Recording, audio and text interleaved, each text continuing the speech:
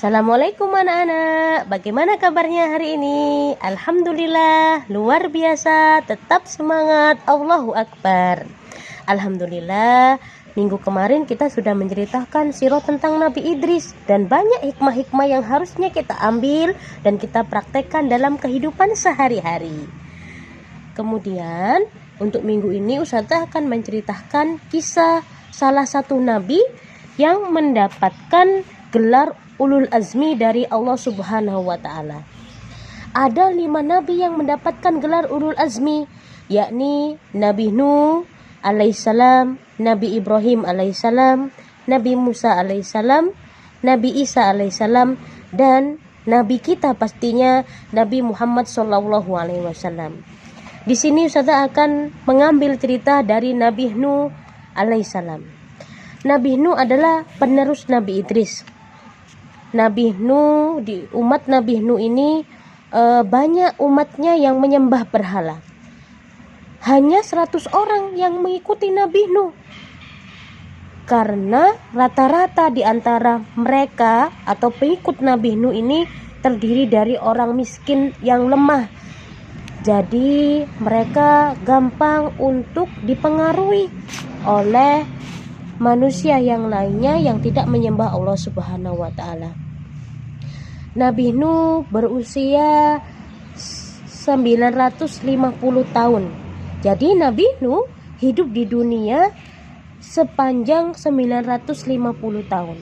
Dan beliau baru mendapatkan risalah kenabiannya atau diangkat sebagai nabi oleh Allah Subhanahu wa ta'ala ketika 480 tahun. Kenapa usia Nabi Nuh ini sangat panjang? Karena anak-anak zaman terdahulu dan kita pastinya percaya bahwa hal yang terjadi dengan kita itu kembali lagi kepada Allah Subhanahu wa ta'ala. Jadi Nabi Nuh berumur panjang itu dikarenakan kuasa Allah Subhanahu wa ta'ala. Pada suatu hari Nabi Nuh berdoa kepada Allah, mengeluh atas perbuatan para kaum-kaumnya yang sudah melewati batas. Dan Allah pun mengabulkan doa Nabi Nuh, yang mana Allah memberikan ilham kepada Nabi Nuh bahwasanya akan diberikan azab yang sangat besar, yaitu berupa banjir yang akan menghancurkan para kaum kafir pada masa Nabi Nuh. Atas izin Allah, Nabi Nuh pun membuat kapal yang sangat besar di atas gunung.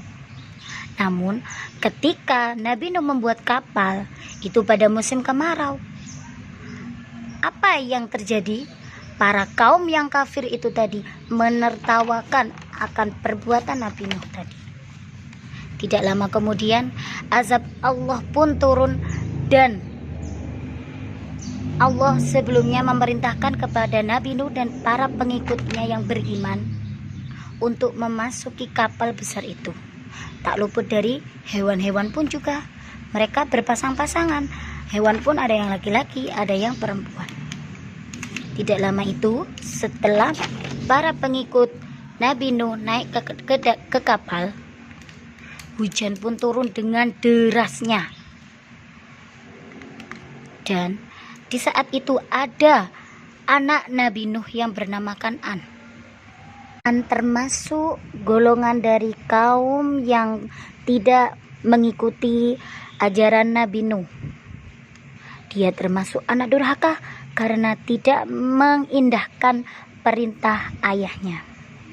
Dari jauh Nabi Nuh melihat putranya untuk menyelamatkan diri dan naik ke atas gunung.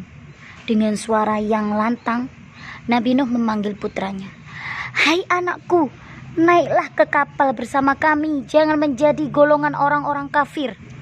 Namun apa yang terjadi? Kan'an dengan sombongnya menjawab, "Aku akan berlindung ke gunung yang dapat melindungiku dari air bah." Saat itu Nabi Nuh merasa sedih mendengar jawaban putranya seperti itu. Tak lama kemudian ada gelombang besar yang menghantam gunung tinggi itu dan menenggelamkan putranya beserta orang-orang kafir. Pada saat itu juga Nabi Nuh berdoa kepada Allah, "Ya Allah, Kan'an itu adalah putraku, Kan'an adalah keluargaku. Selamatkanlah ya Allah." Tapi Allah memberikan penjelasan kepada Nabi Nuh bahwasanya anaknya adalah termasuk golongan orang-orang yang kafir, orang yang tidak beriman. Maka dia juga tidak termasuk orang yang diselamatkan. Dan setelah itu Allah memerintahkan untuk memberhentikan hujan yang lebat itu tadi. Kemudian sampailah Nabi Nuh bersama pengikutnya yang beriman pada suatu tempat dalam keadaan selamat. Alhamdulillah, anak-anak sudah mendengarkan cerita tentang Nabi Nuh ataupun kisah Nabi Nuh alaihissalam dari Ustazah Aini. Ya, sekarang kita mengambil hikmah atau kesan pesan yang ditinggalkan Nabi Nuh untuk kita sebagai umatnya yang ada di dunia ini. Yang pertama, Nabi Nuh tentunya mengajarkan yang namanya kesabaran yang sangat besar untuk kita. Karena sabar adalah kunci utama anak-anak. Jadi anak-anak harus banyak meningkatkan kesabaran supaya banyak keberkahan dalam hidup kita. Yang kedua, umur itu adalah keberkahan. Kita tidak akan tahu panjang pendeknya umur kita. Bahkan banyak anak-anak kecil sekarang yang sudah diambil oleh Allah Subhanahu wa Ta'ala. Maka hendaknya kita selalu bersyukur atau memperbaik perbuatan kita supaya kita dapat mengamalkannya atau membawa amalan kita nantinya kepada Allah di akhirat nanti. Yang ketiga, apabila kita melakukan kebaikan, belum tentu balasan itu juga akan baik dari seseorang, anak-anak. Belum tentu juga kebaikan ini juga akan dibalas dengan keburukan. Tapi kita dasarkan pada niat kita. Kebaikan ini kita tunjukkan kepada siapa?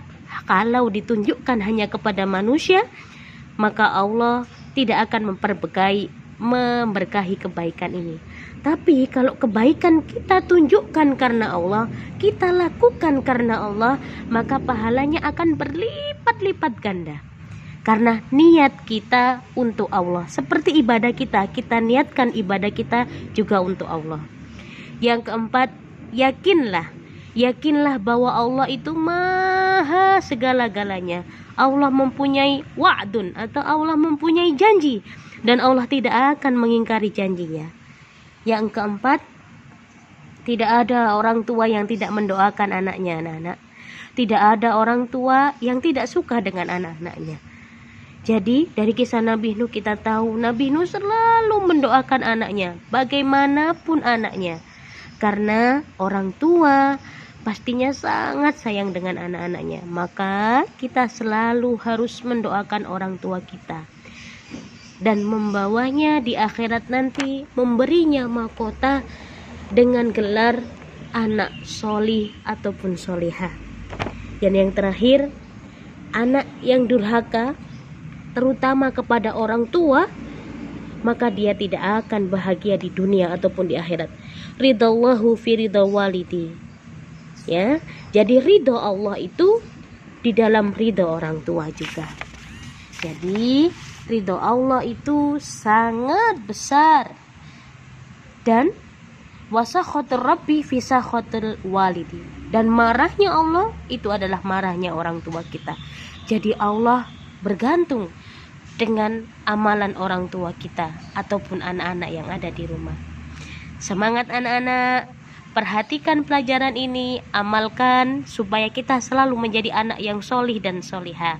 Syukron, wassalamualaikum warahmatullahi wabarakatuh. Dadah.